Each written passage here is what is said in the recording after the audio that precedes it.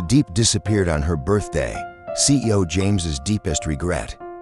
It was supposed to be the happiest day of her year. The morning sun poured golden light into the quiet countryside where Diep lived, birds chirping as if singing a birthday song just for her. She had spent the early hours gathering fresh vegetables from her family's garden, eggplants, gourds, and fragrant herbs ready to bring to the market, like she always did. But this day was different. It was her birthday, and somewhere far away in the heart of the city, James, the man she loved, was planning a surprise that would change everything. Or so he thought. James had never been good with emotions. As the CEO of a powerful agricultural firm, he was used to boardrooms, deadlines, and risk calculations. But with Diep, everything was different.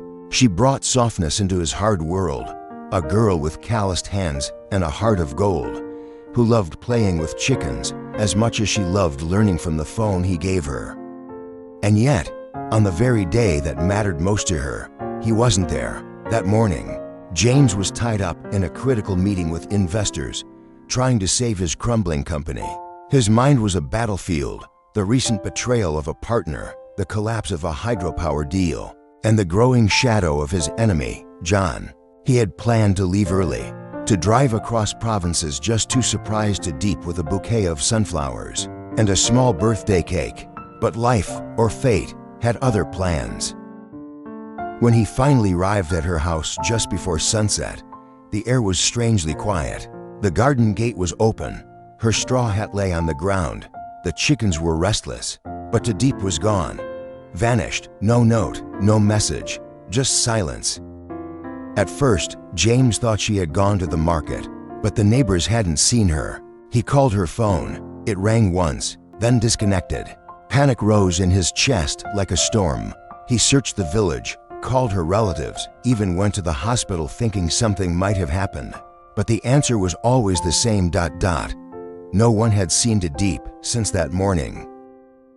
It was then, standing alone under the banyan tree where they used to talk about dreams, that regret hit him like a lightning bolt. He should have been there. He should have chosen her over the damn company, over the numbers, over the war with John. She had always chosen him, even when he was at his worst, even when the world turned against him. And now, she was gone. James clenched his fists, staring into the darkness. He didn't know who took her, or if she left on her own. But he knew one thing. He would turn the world upside down, to find her, because Diep was not just a girl he loved, she was the light he never knew he needed until it disappeared. James didn't sleep that night. While the city lights sparkled in the distance, he sat in his car outside Diep's house, the engine still running, hands gripping the steering wheel, until his knuckles turned white. Her laughter echoed in his mind, the way she used to tilt her head when confused, the softness in her voice when she called his name, and now silence. By morning, he had contacted his personal assistant, Tune. Activate every connection we have. James ordered, police, private investigators, locals, I want every inch of that village searched. And Tune, tell no one in the company. He didn't trust anyone anymore, not since John. John, the man who once worked with him, now turned enemy, ruthless, cold, and manipulative. James had suspected for months that John was behind the company's collapse, pulling strings, manipulating investors, spreading false rumors about their hydropower project, but he had no proof, until now. James had remembered something chilling, just days before Diep disappeared. She had mentioned a stranger who came to the market, a man with sharp eyes who asked too many questions. She thought he was a customer. James now feared otherwise. Was it John? Was he trying to hurt James by taking the person he loved most? The thought made James's blood boil. 3 days passed, no sign of Diep.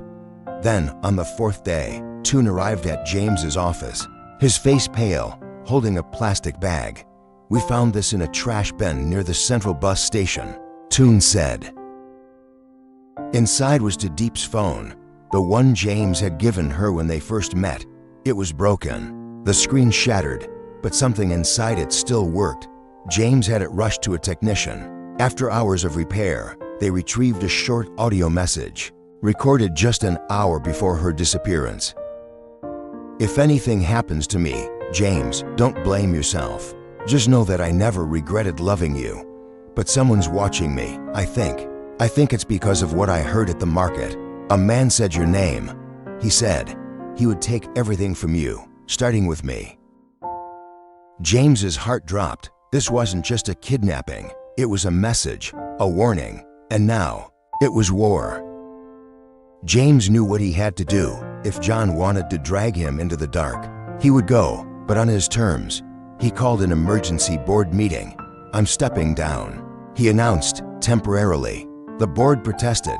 The company was still weak, vulnerable. But James didn't care. Nothing mattered now but to Diep. Within 24 hours, he was in Thailand, the place John had last operated from before disappearing underground. With the help of an old contact, James traced one of John's shell companies to a remote warehouse outside Chiang Mai. What he found there shocked him. A photo to Diep, sitting alone in a dark room, her hands tied, but her eyes fierce. She was alive, and she hadn't given up. Neither would he. The room was cold. Concrete walls, no windows, only a flickering bulb above her head. Diep sat on a wooden chair, her wrists tied loosely. They didn't bother to make it tight. They thought she was weak, just a village girl who sold vegetables and knew nothing of survival. They were wrong. From the moment she was taken, ambushed outside the market on her birthday, Diep had paid attention. The smell of gasoline in the van, the voices. One of them called the other men. Another said something about James will break when she disappears. She knew this wasn't a random crime. This was revenge for James. As she would not let herself be used as a weapon. So she watched, listened, memorized every sound outside her cell. The creak of a door at 9 a.m., the sound of a bird she remembered from her village. She used her fingernails to scratch faint markings into the wooden chair. She dropped strands of her hair near the food tray, hoping one day James might find them and know she was here. At night, she whispered to herself, "You'll come for me, James. I know you will." James stared at the photo of Diep again. Every detail, the chipped paint on the wall, the pattern on the floor tiles, matched the warehouse he now stood in. But she wasn't here anymore. They had moved her. Damn it. But they had left something behind, the chair, and on the underside of that chair, James found it, a tiny set of scratch markings, at first meaningless. But then he realized they weren't random. They were numbers, coordinates. He typed them into his phone. A location, deep in the forests of northern Thailand. A single word escaped his lips, Diep. It was nearly midnight when James reached the edge of the jungle. His local contact handed him a pistol, along with a radio. "John's men are armed," the man warned. "You sure you want to do this alone? I won't let someone else risk their life for her." James sighed. His voice calm but steely. "I brought this storm. I'll end it." He moved through the trees, every step guided by the pain in his chest and the fire in his heart. And then, through the trees, he saw it. A cabin, lights on, and inside, sitting near the window, her face bruised but her eyes alive, Diep. Their eyes met. Her breath caught in her throat, and then, footsteps, loud, angry. "John." James ducked behind a tree. He waited, heart pounding, every instinct ready. "Tonight," James whispered, "I end this." John stood near the window, sipping wine as if the woman behind him wasn't a hostage. Diep sat still, her eyes slightly turned toward the trees outside. She had seen him, James, just for a second, but it was enough. Hope was a powerful weapon. John, unaware, chuckled. "James won't come for you," he said. "He's too busy saving his company, or what's left of it." Diep said nothing, but her fingers quietly worked at the rope behind her back, loosening the knot she'd been wearing like a shadow for days. Outside, James crept closer. He counted for men, two at the front, one pacing the rear, and one inside with John. He would need speed, silence, and a distraction. He reached into his pocket, pulled out a small flash grenade, military tech, illegal, but useful, for you. To Diep, he whispered, and threw it. Boom. Light exploded across the clearing, blinding everyone inside. James dashed forward. The guards outside yelled, firing blindly. James took one down with a swift elbow, grabbed his weapon, and stormed into the cabin. "Get away from her," he roared. John spun just as James fired. The bullet grazed John's arm. Not fatal, but enough to drop the wine glass, enough to buy time. To Diep stood, finally free from the ropes, and slammed a chair into John's back. He fell to the floor, groaning. "Let's go." James grabbed her hand. They burst out of the cabin. Bullets chased them into the night. But James knew this jungle better than anyone thought. He had mapped it out in his mind 100 times before coming. They reached a hidden motorbike. James kicked it to life. 3 days later, they hid in a mountain village. The world still thought Diep was missing. James let it stay that way. The media frenzy kept John's allies distracted while he protected her. Diep had bruises, a healing cut on her forehead, and a stubborn determination in her eyes. She refused to rest. "You need to focus on saving your company," she told James, placing a hand over his. "Don't let me be the reason it falls." James shook his head. "You're the only reason I fight at all." They sat under the stars that night. No phones, no reporters, just silence and breath and the scent of pine in the wind. And James finally said it. "When this is over, I don't want to just be your CEO. I want to be your home." Diep turned to him, eyes wet but glowing. "Then fight, James. Not just for me, for you, for the truth." This story teaches us that love is not just about being together during happy moments, but standing by each other in the darkest times. James, a powerful CEO, realized too late that success means nothing if the person you love is in danger or lost. His regret for not being with Diep on her birthday became the turning point that reminded him what truly matters. Diep, despite being kidnapped and hurt, never lost hope. Her strength and faith in James show us that hope is a powerful force that can keep us alive even when the world feels like it's falling apart.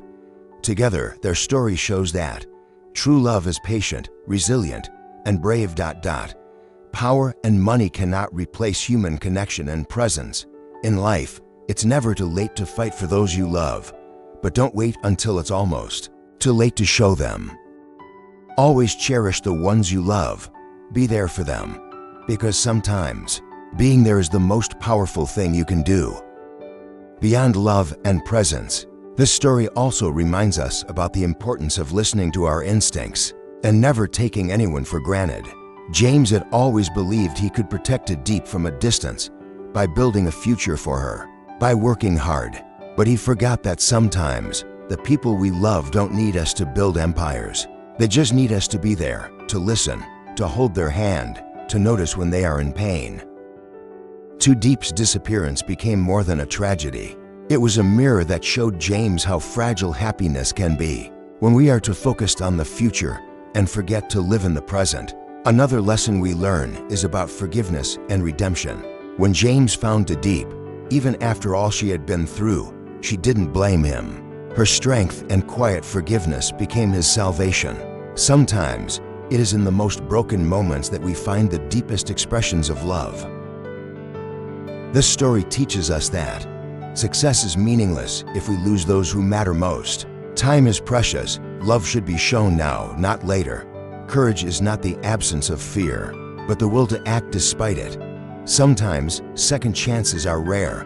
When you get one, cherish it. In the end, both Diep and James were changed forever. They didn't return to who they were. They became stronger, more compassionate, and more aware of what truly matters in life.